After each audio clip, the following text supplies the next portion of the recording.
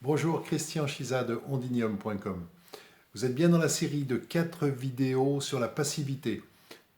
Comment je m'y prends pour ne pas résoudre efficacement, durablement mes problèmes.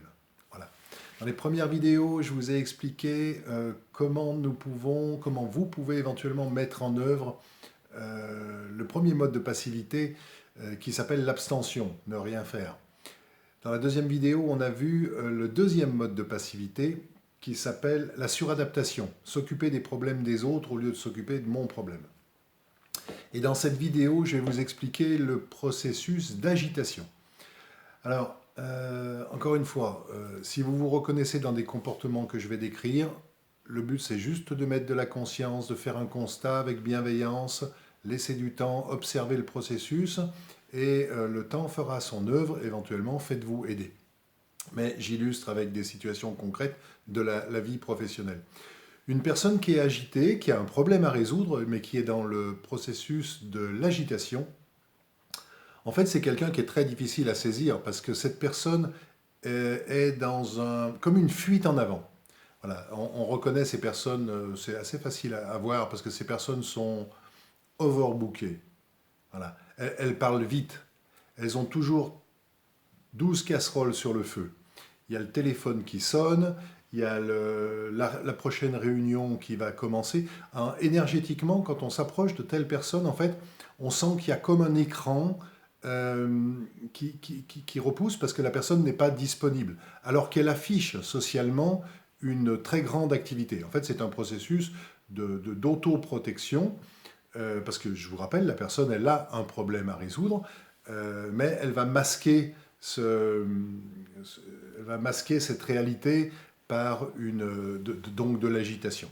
Alors ça prend la forme des agendas surbookés, ça prend la forme de plusieurs réunions en même temps, ça prend la forme de je téléphone pendant que je vous parle, ça prend la forme de... Physiquement, la personne peut être agitée à parler très vite, de façon empressée. Je pourrais commencer à mimer quelqu'un qui parle comme ça dans l'agitation, avec mon genou qui se met à trembler. Voilà, soyons pas dupes, ce processus est en fait un processus de fuite en avant, et pendant ce temps-là, la personne ne résout pas son problème. C'est en général quelqu'un qui est très attaché à la notion de résultat, donc l'activité d'abord.